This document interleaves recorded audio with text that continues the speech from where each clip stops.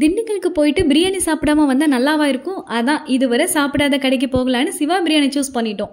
வேணு பிரியாணி கடையிலேருந்து வாக்கபிள் டிஸ்டன்ஸில் தான் இருக்குது இந்த சிவா பிரியாணி கடை. கடைக்குள்ளே போய் 3 காம்ப்ளேட் மட்டன் பிரியாணி, 1 நாட்டுக்கோழி ஆர்டர் பண்ணோம். சீரக சம்பாவில் செஞ்ச மட்டன் பிரியாணி செம்மையாக டேஸ்ட்டாக இருந்துச்சுங்க. கூடவே அந்த கத்திரிக்காயும் தயிர் வெங்காயமும் வச்சாங்க. இதில் தயிர் வெங்காயம் அல்டிமேட் டேஸ்ட் தான்.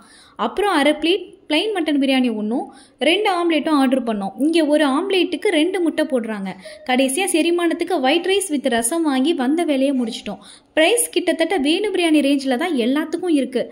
காம்ப்ளேட் மட்டன் பிரியாணி 200 ரூபாய். குவான்டிட்டி கம்மியாக தான் இருக்குது. இருந்தாலும் டேஸ்ட் அண்ட் குவாலிட்டி தரமாக இருந்துச்சு. குறை இல்லாமல் திருப்தியாக சாப்பிட்டு வந்தோம். என்ன ஒரே ஒரு சின்ன ஆதங்கம், பிரியாணி செரிக்க வாங்கின தம்மா துண்டு ரசம் சோறுக்கு 40 ரூபாய் பில்லை போட்டு வச்சுருக்காங்க. இங்கே சிக்கன் பிரியாணி கிடையாதான், ஒன்லி மட்டன் சொல்லிட்டாங்க. விலைப்பட்டியலை நீங்களே பார்த்துக்கோங்க. கடை கொஞ்சம் சின்னது தான். மற்றபடி காசை பற்றி கவலைப்படாமல் திண்டுக்கல் சிவா பிரியாணிக்கு போனால் திருப்தியாக சுவையான பிரியாணி சாப்பிட்டு வரலாம். நீங்களும் திண்டுக்கல் போனால் சிவா பிரியாணி ட்ரை பண்ணி பாருங்கள்.